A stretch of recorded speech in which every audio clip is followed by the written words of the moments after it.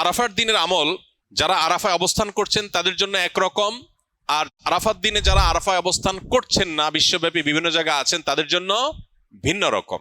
যারা আরাফা অবস্থান করছেন, নবী আলাইহিস সালাম বলেছেন খায়রুদ দুআ দুআ ইয়াউমি আরাফা। এই হাদিসের এই অংশটা যদিও আম, এখান থেকে আরাফাতের দিনের দোয়াকে নবীজি বলেছেন আরাফাত দিনের দোয়া হলো সবচেয়ে সেরা দোয়া, বছরের যে কোনো সময়ের মধ্যে সেরা দোয়া হলো আরাফাত দিনের দোয়া। যদিও আরাফাতের ময়দানে হাজিদের দোয়া কবুল হয়, ফেরত দেওয়া হয় না, বহু হাদিস আছে। যেহেতু হাদিসে আরাফাতের দিনের দোয়াকে সেরা দোয়া বলা হয়েছে, আমরা যদি দূর থেকে আল্লাহর কাছে দোয়া করি, আশা করতে পারি আল্লাহর কাছে, আশা করতে অসুবিধা না যে আল্লাহ তাআলা দোয়া হয়তো কবুল করবেন। وخير ما انا قلت انا والنبيون من قبل لا اله الا الله وحده لا شريك له له الملك وله الحمد وهو على كل شيء قدير।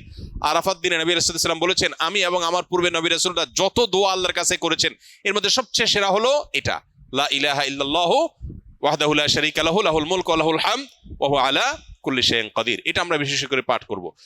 আরাফাত দিনে হাজী সাহেবদের জন্য রোজা রাখা নিষেধ, বেশি বেশি দোয়া করবেন তারা, তাদের জন্য করণীয় আমলগুলো। আর আরাফাত দিনের অনুসরণে জিলহজের 9 তারিখে পৃথিবীর বিভিন্ন প্রান্তে থাকা মুসলমানরা নফল রোজা রাখবেন, এতে 1 বছর পূর্বের আর হায়াতে বাঁচিয়ে রাখলে আল্লাহ তাআলা অগ্রিম 1 বছরের গুনাহ আল্লাহ মাফ করে দিবেন। এজন্য আরাফাত দিনে নফল রোজা রাখবো ইনশাআল্লাহ। এই রোজাটাকে জিলহজের 9 তারিখেই রাখবো নাকি যে আপনার আরাফাত দিন হাজিদের অবস্থানকে হিসাব করে রাখবো, এটা নিয়ে দুই রকমের মত আজকাল শোনা যায়। তবে আরাফাত দিনে হাজিরা অবস্থান করছেন হুবহু ওইটার সাথে মিল রেখে গোটা বিশ্বে আসলে ওই দিনে একই সময় রোজা রাখা এটা সব ক্ষেত্রে সম্ভব না, ভৌগোলিকভাবে এটা সম্ভব না। এই জন্য জিলহজের 9 তারিখটা যদি কেউ রোজা রাখেন ইনশাআল্লাহ বিদিল্লাহ তিনি এই ফজিলত এবং এই তাৎপর্যের মাহাত্ম্য পেয়ে যাবেন, এবং এই মতটা অধিকতর সব দিক থেকে সমৃদ্ধ এবং যুক্তি সমৃদ্ধ। এই জন্য আমরা আরাফাত দিনে যারা আরাফাতের ময়দানে অবস্থান করছি না তারা রোজা রাখবো ইনশাআল্লাহ বেশি বেশি করে। আর জিলহজের 1 থেকে 9 তারিখ পর্যন্ত সবগুলো দিনই রোজা রাখতে পারলে আরো ভালো, তাহলে সেক্ষেত্রে ইখতিলাফ এবং মত পার্থক্যের আপনি এমনি উঠে গেলেন। সবগুলো দিনই আসলে রোজা রাখার চেষ্টা করা দরকার যদি তৌফিকে হয়।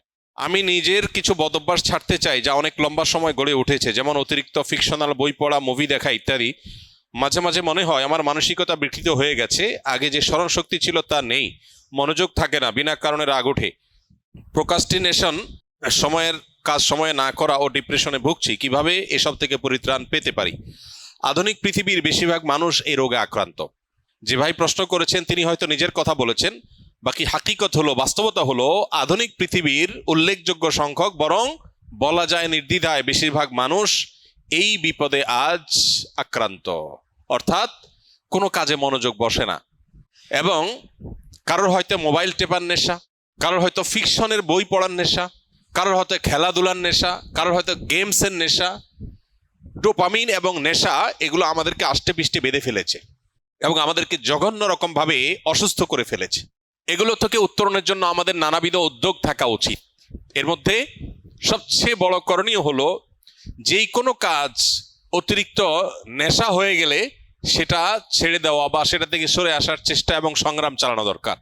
সবচেয়ে বড় কথা হলো একজন ইমানদার একটা সুনির্দিষ্ট রুটিন, যেটা খুবই প্রোডাক্টিভ হবে, তার জীবনের বারাকা আসবে, এরকম একটা রুটিন সুন্নাহর সাথে, কোরআন এবং হাদিসের সাথে মিল রেখে তিনি নিজের জন্য যে করবেন এবং সেটার উপর আমল করবেন।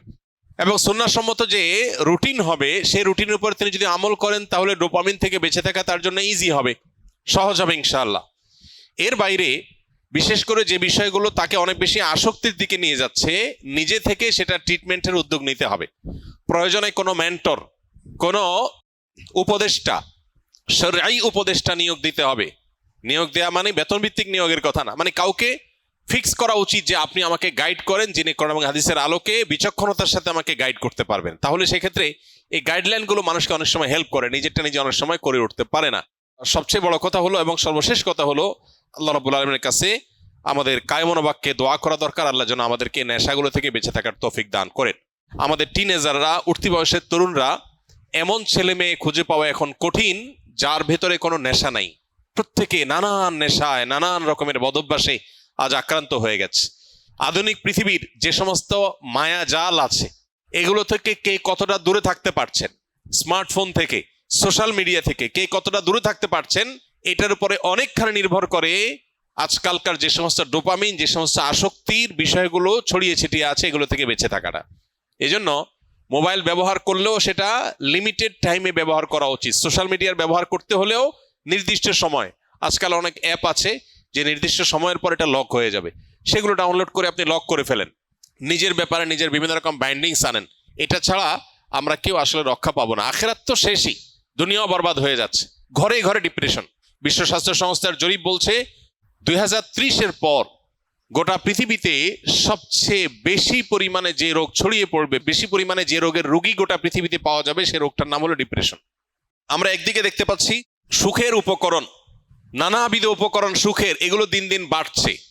আবার অপর দিকে দেখতে পাচ্ছি পৃথিবীতে দুঃখী মানুষের সংখ্যা, ডিপ্রেসড মানুষের সংখ্যা, পেরেশান মানুষের সংখ্যা পরিমাণ দিন দিন বাড়ছে। একদিকে আমরা দেখতে পাচ্ছি একটা চিত্র সিনারিও যে সুখের বিভিন্ন আইটেমগুলো বাড়ছে, কতভাবে মানুষকে সুখ দেওয়া যায়, দুনিয়াটাকে জান্নাত বানানোর বা একটা দামি জান্নাত বানানোর একটা চেষ্টা কসরত আমরা একদিকে দেখতে পাই, যে কোনো ত্রুটি কোনো কষ্ট যেন না হয়, মানুষের সব স্মুথ। এটা একটা সিনারিও। আর আরেকটা সিনারিও হলো প্রত্যেকটা ঘরে ঘরে, বড়রা তো আর বড়রা, মানব ইতিহাসে কখনো বাচ্চারা যেখানে ডিপ্রেসড এরকম ছিল না, এখন ঘরে ঘরে যত আধুনিক, যত উন্নত, যত অগ্রসর, তত বেশি বাচ্চাদের মধ্যেও ডিপ্রেশন বেশি পাওয়া যাচ্ছে, আত্মহত্যার প্রবণতা বাড়ছে। এটা আমাদেরকে বার্তা দেয় জাগতিক এই সমস্ত উন্নতি অগ্রগতির কোনো টুলস মানুষকে সুখী করতে পারে না। আল্লাহ বিজিক্রিল্লাহি তাতমাইন্নুল কুলুব, ঈমান এবং নেকামল ছাড়া, আল্লাহর কাছে আত্মসমর্পণ করা ছাড়া পৃথিবী সুখী হতে পারে না। মানুষ বহু কিছুকে ট্রায়াল করবে, কিন্তু তাকে ব্যাক করতে হবে দিন শেষে ইসলামের দিকে। আল্লাহ তাআলা আমাদেরকে বুঝার তৌফিক দান করুন। আস-সুন্নাহ ফাউন্ডেশন, উম্মার স্বার্থে সুন্নাহর সাথে।